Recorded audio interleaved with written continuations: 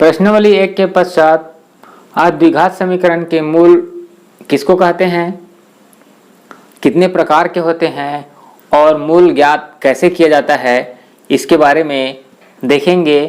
तो इससे पहले आपको एक छोटा सा रिक्वेस्ट है, अगर हमारे चैनल में पहले विजिट किए हैं तो चैनल को सब्सक्राइब कर लीजिए और बेल आइकन को ऑल प्रेस कर लीजिए। इस चैनल में आपको अभी कक्षा 8वीं से वीडियो अपलोड करने का समय सारणी सोमवार, मंगलवार और बुधवार है, और कक्षा 10वीं बोर्ड सीजी बोर्ड का वीडियो अपलोड करने का समय सारणी गुरुवार, शुक्रवार और शनिवार है।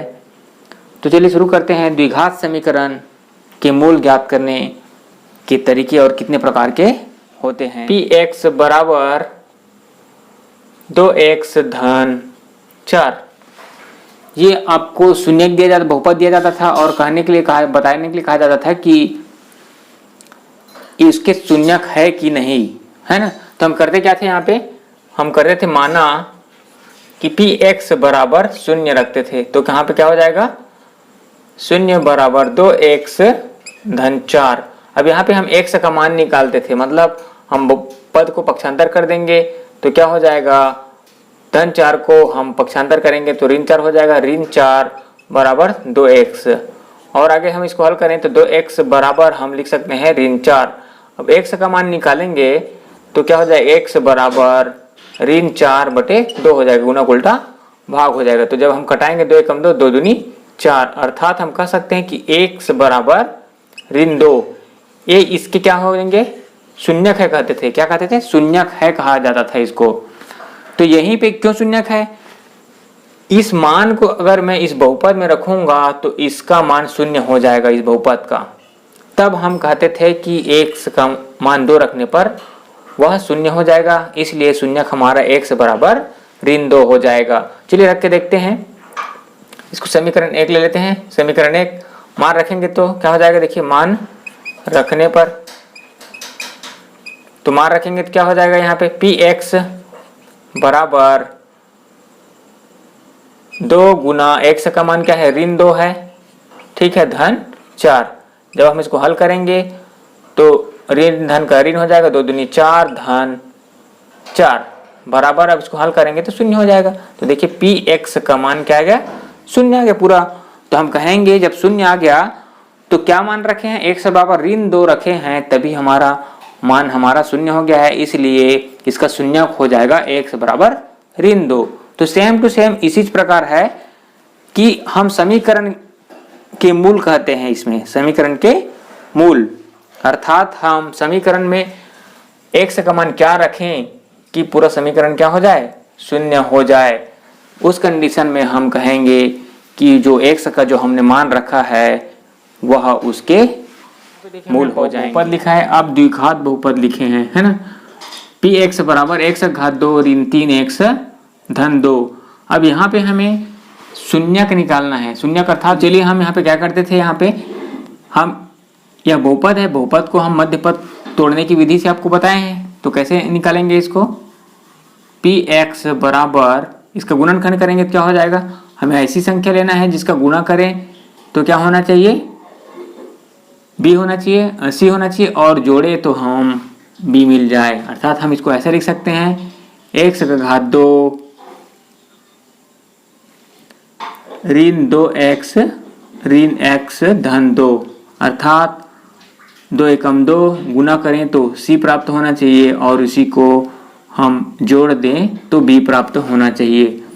तो यहाँ पे हम ऐसे इसको हल करेंगे तो क्या हो जाएगा, px बराबर हो जाएगा, जोड़ा बना दीजिए, तो क्या हो जाएगा, x बाहर निकल जाएगा यहाँ पे, तो x बचेगा, यहाँ पे ऋण 2 बचेगा, ऋण यहाँ पे क्या कॉमन निकलेगा, जो यहाँ पे कॉमन निकला है यहाँ पे निकलेगा सेम टू सेम x ऋण 2, तो यहाँ पे हम 1 निकालेंगे समझो। तो यहाँ पे px बराबर, दोनों में देखिए कॉमन दिख रहा है तो हम निकाल देंगे x ऋण 2, दूसरे कोष्ठक में ये वाला बचा x ऋण 1। तो हमने देखिए गुणनखंड तो इसको कर लिया, ठीक है। अब हम इसके मूल में जा रहे हैं, ये हमने बहुपद रूप में बताया है। अब यहाँ पे हम उसको समीकरण के मूल के रूप में बताने वाले हैं यहाँ पे। तो यहाँ पे हम मानेंगे, माना पी एक्स बराबर 0। तो हम इसको रखेंगे राइट हैंड साइड में रख दीजिए, तो x ऋण 2 और दूसरे कोष्टक में x ऋण 1 बराबर 0। अब इसको हम ऐसा क्या लिख सकते हैं, दो भाग में तोड़ दीजिए गुना से, तो x ऋण 2 बराबर 0 या x ऋण 1 बराबर 0, यहाँ से तोड़ दिए।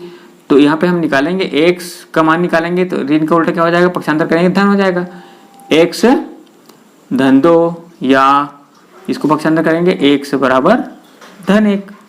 तो इसलिए हम कहेंगे कि x का दो मान 2 और 1 प्राप्त हुआ है। तो जो हम दो मान निकाले हैं अध्याय 1 में, इसको शून्य कहते हैं, और जब हम अध्याय 3 में आएंगे और यह समीकरण के रूप में हो जाएगा अर्थात इज इक्वल टू 0 हो जाएगा, तब मान निकालेंगे तो ये समीकरण के मूल हो जाएंगे। क्या हो जाएंगे, मूल। और मूल दो प्रकार के होते हैं, एक अल्फा और दूसरा बीटा, ठीक है। और हम अध्याय 1 में शून्यक दो प्रकार के देखे हैं, अल्फा और दूसरा बीटा।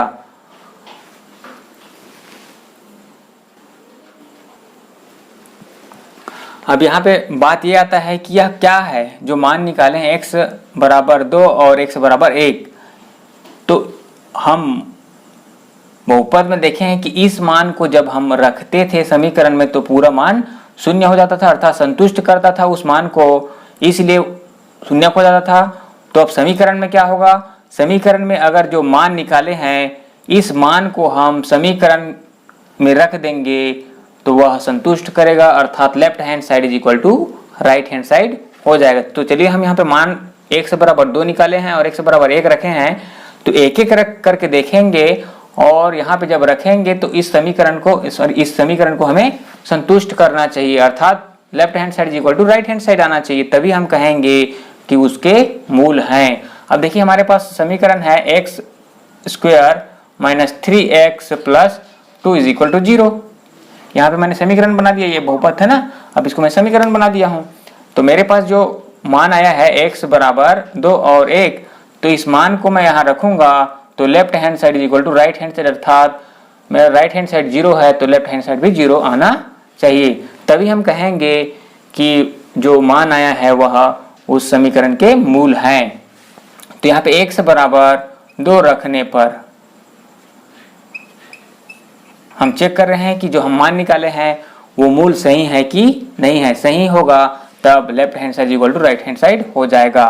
तो यहाँ पे हम रखेंगे लेफ्ट हैंड साइड, देख लीजिए लेफ्ट हैंड साइड रखेंगे तो क्या है, x घात 2 ऋण 3x धन 2, मान रख देंगे 2 तो क्या हो जाएगा, 2 का घात 2 ऋण 3 गुना 2 धन 2, तो क्या हो जाएगा 2 दूनी 4 ऋण 3 दूनी 6 धन 2।